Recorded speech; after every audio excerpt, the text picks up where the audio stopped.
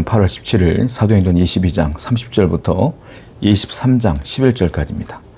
30절이에요. 이튿날 천부장은 유대인들이 무슨 일로 그를 고발하는지 진상을 알고자 하여 그 결박을 풀고 명하여 제사장들과 온 공회를 모으고 바울을 데리고 내려가서 그들 앞에 세우니라. 천부장이 바울이 로마인인 것을 알고 시민권자인 것을 알고 데려다가 공회로 데려갑니다. 사내들인 공회는 총독이 명령했을 때 열리는 기관이거든요. 그러니까 유대인들에게는 최고 의결기관인 겁니다. 거기에는 대제사장, 존경받는 바리새인들, 정치 권력이 아주 그냥 높은 권세가 있는 사두개인들 대표 70명이 모이는 곳입니다. 근데 천부장이 이 바울이 로마 시민권자다 보니까 굳이 총독에게 알리지도 않고 소집을 했더니 많은 사람들이 모인 거예요. 산헤드린 공회에 모인 겁니다. 바울이 거기에서 그 유대인들의 대표적인 지도자들인 것이죠. 그들에게 복음을 증거할 기회를 얻어서, 왜냐하면 자초지종을 알려면 바울의 말을 들어야 되거든요. 근데 우리가 알고 있는 바울은 어떤 사람이에요? 기회만 있으면 말씀 전하거든. 복음을 전하거든. 그러니까 바울은 엄청난 위기를 뛰어넘어서 오히려 유대인 지도자들에게 복음을 전할 수 있는 기회를 얻게 된다라는 거예요. 위기의 순간에도 바울은 어떻게든 복음을 전할 수 있는 상황을 엿보는 사람이었고요. 그 기회를 찾았더니 하나님이 기회를 줘. 자, 여기서 중요한 게 있어요. 하나님은 그렇게 복음을 위해 기회를 찾는 자에게 기회를 주는 분이에요. 주님께서 뭐라 그랬어요? 구하라, 주신다. 찾으라, 찾는다. 문을 두드려라, 열린다. 무슨 말입니까? 해야지 되는 거예요. 해야지. 문을 직접 두들려야 문이 열리는 거야. 직접 찾아야 찾아지는 거야. 우리 하나님은 우리가 가만히 있는데 갑자기 우리 앞에 밥을 갖다 주고 빵을 갖다 주는 분이 아니라 내가 밥을 찾아 헤맬 때 밥을 주시는 분이라는 거지. 그러니까 바울이 복음의 사명을 감당하려고 노력을 할 때에 하나님이 기회를 주시는 거예요. 여러분들도 마찬가지예요. 인생을 살아가는데 여러분들이 최선을 다하여 사명을 감당하고 최선을 다하여 여러분들의 인생을 살아갈 때 하나님이 그때 기회를 주시는 겁니다. 오늘도 게으르지 않고 성실하게, 더 성실하게 살아가는 여러분 되기를 축원드립니다.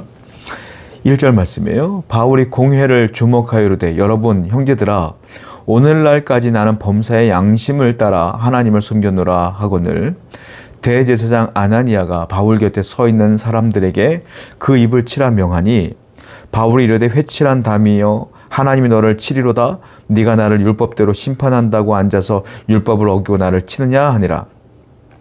여기 보면 1절에 보면 이렇게 있어요. 바울이 친근한 말로 바울 공회에 앉아있는 사람들에게 형제들아 이렇게 표현하고 있어요. 형제들아.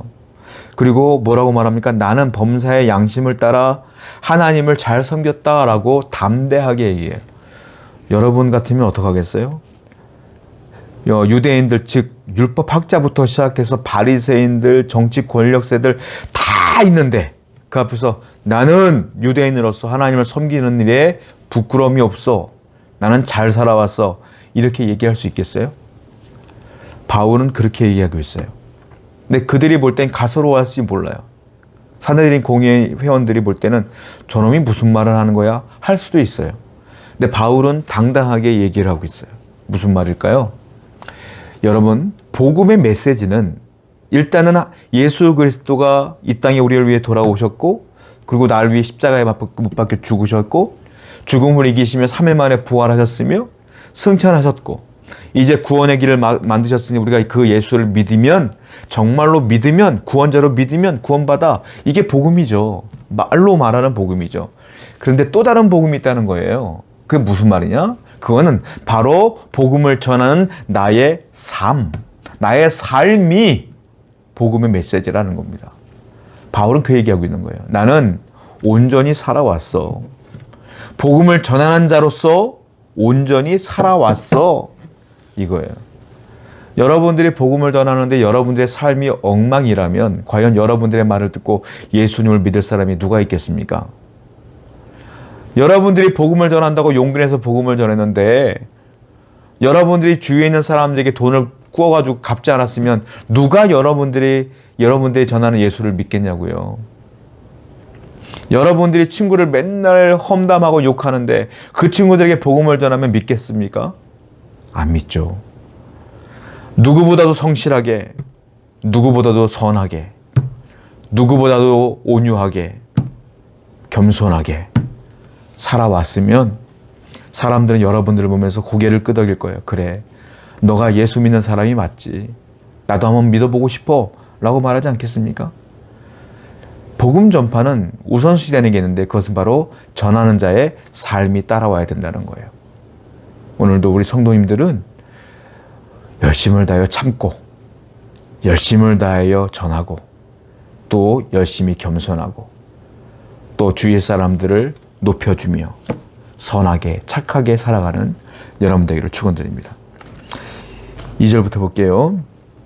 대제사장 아나니아가 바울 곁에 서 있는 사람들에게 그 입을 치라 명하니 바울이 이르되 회칠한다며 하나님이 너를 치시리로다. 네가 나를 율법대로 심판한다고 앉아서 율법을 어기고 나를 치라 하느냐. 곁에 있었던 대제사장 아나니아가 화가 났어요. 바울이 저렇게 당당한 모습이 한마디로 열이 받은 거야. 바울 옆에 있는 사람에게 명령해요. 야, 저 입을 쳐. 저 두둥이 쳐 이 말이에요. 함부로 짓거리지 못하게 쳐버려, 때려. 이 얘기했어요. 근데 바울이요 가만히 있지 않아요. 화를 내요. 레위기 19장 15절 말씀을 가지고 얘기를 하는 거예요. 뭐라고 말합니까? 레위기 19장 15절에는 그 사람이 죄가 드러나지 않으면 죄인 취급하지 말라는 말이 있거든요. 그러니까 바울이 그 말을 듣고 얘기해요. 네가 율법학자라며, 대제사장이라며, 근데 율법을 언급하면서 율법을 어겨? 레위기에는 분명히 죄가 드러났을 때만 그 사람을 치는 건데 내가 죄가 드러났냐? 내가 무슨 죄를 졌어? 너는 거짓말이야. 회칠한 담이야. 앞에서는 거룩한 양, 율법을 지키는 사람처럼 얘기하지만 하나도 율법을 지키지 않구나 라고 말하는. 이게 마치 예수님이 바리새인들에게 뭐라고 그랬어요? 회칠한 무덤들아 말했던 것처럼 바울도 똑같이 그들을 책망하는 모습을 보게 돼요. 아주 담대한 모습을 보게 되는 거예요. 그렇습니다. 하나님 말씀을 말로만 하지 말고 지키라 이 말이에요. 우리의 성도의 삶은 하나님 말씀이 기준이 되어서 그 말씀을 지키는 삶이 되어야 된다라는 겁니다. 오늘도 말씀 따로 삶 따로가 아니라 말씀을 지키는 삶이 되어야 될 줄로 믿습니다. 6절부터 볼게요. 바울이 그중 일부는 사두개인이요 다른 일부는 바리새인인 줄 알고 공회에서 외쳐 이르되 여러분 형제들아 나는 바리새인이요 또 바리새인의 아들이라 죽은 자의 소망 곧 부활로 말미암아 내가 신문을 받노라. 그 말을 반즉 바리새인과 사두개인 사이에 다툼이 생겨 무리가 나누어지니 이는 사두개인은 부활이 없고 천사도 없고 영도 없다 하고 바리새인은 다 있다 함이라. 크게 떠들새 바리새인 편에서 몇 서기관이 일어나 다투어 이르되 우리가 이 사람을 보니 악한 것이 없도다. 혹 영이나 혹 천사가 그에게 말하였으면 어찌하겠느냐 하여. 바울이요 딱 공회 구성원들을 보니까 반은 바리새인이고 반은 사두개인이에요. 그런데 바울은 어떤 사람이냐? 원래 바리새인이에요. 가말리엘 문화생이 아닙니까? 원래 바리새인이에요. 바리새인과 사두개인의 특징이 있는데요. 바리새인은 영도 있고 천사도 있고 부활도 있다고 믿어요. 대신에 이 바리새인들이 예수님이 메시아가 아니라고 해서 죽인 것이지 메시아도 믿어. 메시아가 올 거라고 믿는 거야. 그런데 아직 안 온 거지. 예수님은 그리스도가 아니야. 메시아가 아니야. 그는 그래서 예수님 죽인 거예요. 그런데 영도 믿고 천사도 믿고 다 믿어. 부활도 믿어. 근데 사두개인은요. 영도 안 믿고요. 천사도 안 믿고요. 그리고 부활도 없다고 생각하는 게 사두개인이야. 바울이 의도적으로 말했는지 아니면 복음의 핵심이 부활이니까 그 복음을 증거한 것인지는 의도는 모르겠지만 아마 의도적으로 말하지 않았을까 싶어요. 왜냐하면 6절에 보니까 공회의 반은 사두개인이요 바리새인이다 이렇게 표현한 거 보니까 아마 의도적으로 말한 걸 수도 있겠어요. 왜? 부활도 복음이니까 의도적으로 얘기한 걸 수도 있겠어요. 바울이 얘기해요. 복음에 대한 얘기를 하면서 부활을 얘기하는 겁니다. 나는 바리새인이다. 나는 부활을 믿는다. 그 복음의 핵심을 얘기했어요. 그때에 바리새인들은 부활을 믿는다고 하니까 바울이 바리새인이라고 하니까 바울 편을 드는 거예요. 맞다. 근데 사두개인을 옆에 있다가 그 말을 듣고 화가 나는 거예요. 부활이 없다고 그들은 주장하는데 부활이 있다고 말하니까, 바울이 말하니까 이 기분 나빠. 거기다 바리새인들 동조까지 하니까 화가 나서 바울은 가만히 있는데 지들끼리 싸우고 난리가 난 거예요. 지금 난리가 났어요. 지금 그 중에 바리새인들 중에서 서기관 몇 명이 벌떡 일어나서 바울을 향하여 뭐라고 말하냐면 저 사람 죄 없어? 이렇게까지 선고까지 해버려. 바울은 죄가 없대요. 왜? 바울이 보니까 바리새인이고 부활이 있다고 말하니까 자기들 편인 것 같은 거야. 그래서 바울 편을 들어줘요. 죄가 없다고 선고까지 해버려요. 여러분, 복음의 핵심이 뭡니까? 부활입니다. 부활이에요. 왜? 세상에 그 어떤 종교도 부활을 믿지 않아요. 죽음을 이기신 유일한 분, 예수 그리스도. 사망 권세 이기신 예수 그리스도. 우리 또한 그 사망 권세 이기신 예수님이 첫 아들이 되었으니 우리 또한 그 예수님의 발자취를 따라가 부활을 얻게 될 것입니다.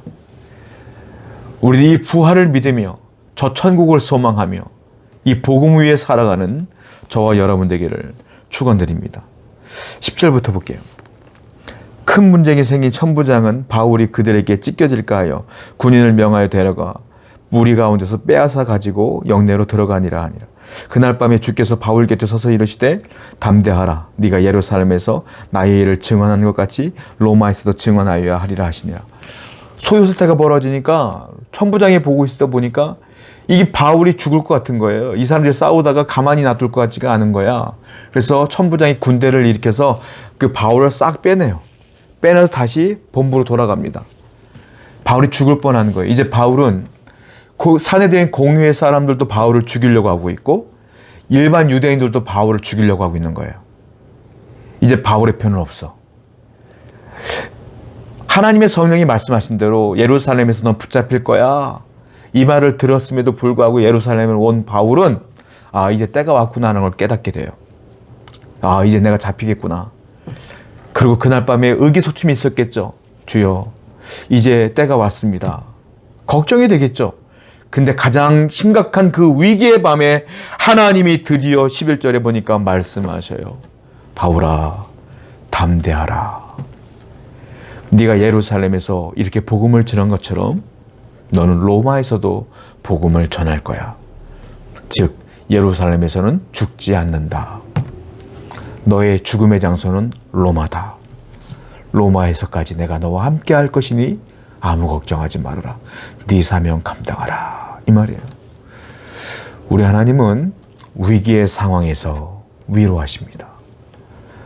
위기의 상황 그 밤에 하나님이 말씀하시는데 뭐라고 위로하시냐면 내가 너와 함께 하리라. 바울 곁에서 말씀하시는 거예요. 바울 곁에서 말씀하신다는 건 함께 한다는 거예요. 성도 여러분, 여러분의 인생의 위기를 만나거든 두렵고 떠는 것보다 이제 드디어 하나님이 나와 함께하는 증거들이 나타나겠구나라고 오히려 기대하십시오. 위기 가운데 하나님은 일하셔요. 반드시 여러분의 삶 속의 위기 가운데 하나님이 동행한다는 사실을 굳건히 믿으며 이겨내고 승리하시는 여러분 되기를 축원드립니다. 기도합시다. 아버지 하나님, 하나님은 성도들이 위기를 만나면 항상 함께해 주십니다. 오늘도 우리의 삶 속에 동행하여 주옵소서. 예수님의 이름으로 기도드렸습니다. 아멘.